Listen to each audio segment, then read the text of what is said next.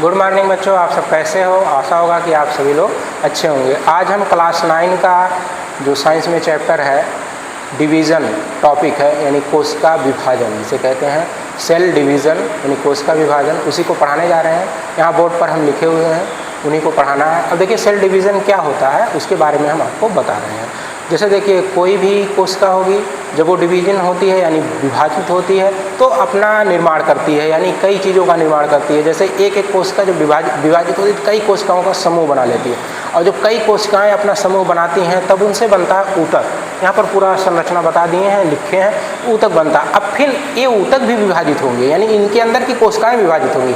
फिर ये कोशिकाएँ विभाजित होकर तमाम कोशिकाएँ बनेंगी और उनका फिर बन जाएगा अंग, और फिर इसी तरह से वो और विभाजित होंगे, अंगतंत्र बनेगा, और इस तरह से विभाजित होकर पूरा मानव शरीर बना लेंगे। तो यही विभाजन है, यानी अगर कोशिकाएं ना विभाजित होती हैं तो ना इंसान बनता ना कुछ और बनता। यानी हमारा जो मानव शरीर है कहलाता तो बहुकोशिकीय है, लेकिन इसका निर्माण केवल एक कोशिका से ही हुआ है। यानी एक कोशिका विभाजित होकर पूरे मानव शरीर को बना ली, और एक कोशिका वो इतनी सूक्ष्म होती है कि हमें आंखों से भी नहीं दिखाई देती। यानी एक कोशिकाएं खरब कोशिकाओं में बदलती हैं तब जाके एक शरीर का निर्माण होता। कोशिका विभाजन को बताने वाले जो हमारे वैज्ञानिक हैं उन्हें विर्चो महोदय कहा जाता है, जो कोशिका सिद्धांत में भी अपना पॉइंट दे चुके हैं। जैसे कोशिका सिद्धांत को प्रतिपादित करने वाले स्वान और स्लाइडन थे, लेकिन उन्होंने पूरा कोशिका सिद्धांत नहीं बताया था।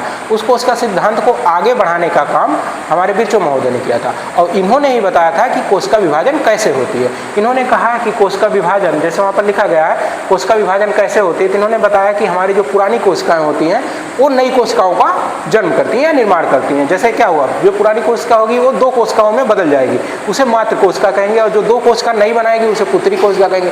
फिर वो जो पुत्री कोशिका है वो आगे चलकर भी दो कोशिकाओं में बदल जाएगी, और फिर क्या करेगी, वो दोनों मातृ कोशिका बन जाएंगी, अगला वाला पुत्री कोशिका बन जाएगी। इसी तरह से पूरा कोशिका विभाजन निरंतर चलता रहता है, और निरंतर चल के फिर अपना अंग बनता है, अंगतंत्र बनता है, इससे जाके पूरा शरीर का निर्माण होता है। इसी प्रक्रिया को हम कोशिका विभाजन कहते हैं, यानी एक सेल से, एक कोशिका से कई कोशिकाओं का निर्माण ही सेल विभाजन कहलाता है।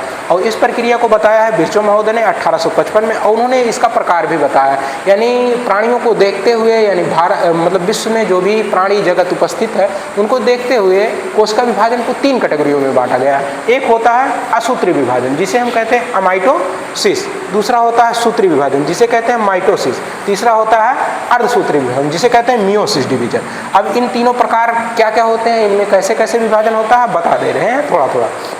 देखिए जो असूत्री विभाजन होता है यानी एमाइटोसिस होता है, या प्रोकैरियोटिक कोशिका में होती है, यानी जो हमारी प्रारंभिक कोशिका है उसमें ये विभाजन होता है। प्रारंभिक कोशिका का मतलब जो हमारे पूरे जीव जगत का निर्माण जिस कोशिका से हुआ है उन कोशिकाओं में, जो बहुत छोटे होते हैं माइक्रोस्कोप से ही दिखते हैं, उन कोशिकाओं में होता है असूत्री विभाजन। असूत्री का मतलब होता है जिसमें गुणसूत्र नहीं होते हैं, यानी गुणसूत्र की मात्रा नहीं होती, गुणसूत्र उसमें विभाजित नहीं होते, उसमें पूरा की पूरी कोशिका ही विभाजित हो जाती है। पहले प्रक्रिया क्या होती है, जैसे अमीबा हुआ या पैरामीशियम हुआ या प्रोटोजोआ हुआ, इन सबको अगर आप 2 खंडों में बांट दोगे तो ये 2 अलग अलग जीव बना लेंगे। ये नहीं है कि इनका कोशिका विभाजित होकर कोई ऊतक बनाएगा, कोई ऊतक का निर्माण नहीं करेंगे।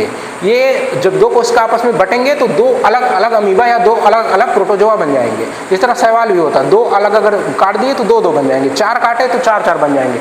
इस प्रक्रिया को हम कहते हैं असूत्री विभाजन, जो अमीबा जीवाणुओं में या फिर कई प्रकार के शैवालों में पाए जाते हैं। उसके बाद है सूत्री विभाजन, इसे माइटोसिस डिवीजन कहते हैं। अब इसमें क्या होता है, कायिक कोशिका में होता है। कायिक कोशिका मतलब हमारा शरीर, काया मतलब शरीर होता है, उसी से बना है कायिक सेल। यानी हमारे शरीर का जिस सेल डिवीजन से निर्माण होता है उसे कहते हैं कायिक कोशिका। और कायिक कोशिका में होता है सूत्री विभाजन। सूत्री विभाजन का मतलब होता है अब इसमें गुणसूत्र विभाजित होते हैं।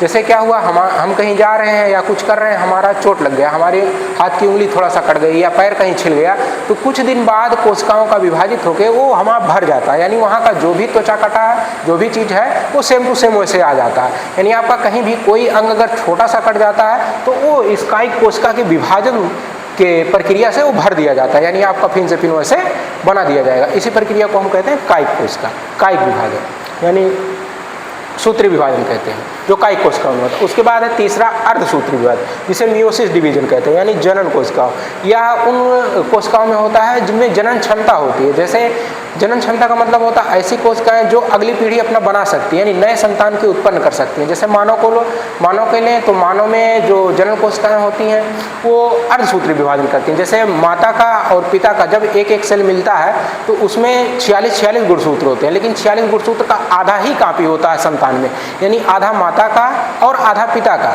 23 गुणसूत्र माता के, 23 गुणसूत्र पिता के, अगले संतान में जाके वो 46 बनते हैं। और इन 23 गुणसूत्रों में माता के कुछ गुण और पिता के कुछ गुण अगले वाले सेल में चले जाएंगे, जिससे क्या होगा, वो सेल पूरा एक कोशिका बनेगी। इस कोशिका से फिर भ्रूण बनेगा, भ्रूण से फिर इसी तरह से डिवीजन होते होते मानव बन जाएगा। अब उस मानव के अंदर ये जनन कोशिकाएं जो ले जाती हैं, जो डीएनए ले जाती है, उसमें गुण कोडित होते हैं, जो माता के कुछ गुण होंगे और पिता के भी कुछ गुण होंगे। इस तरह से कोशिका विभाजन करके एक संतान का उत्पन्न होता है। इसको हम कहते हैं जनन कोशिका।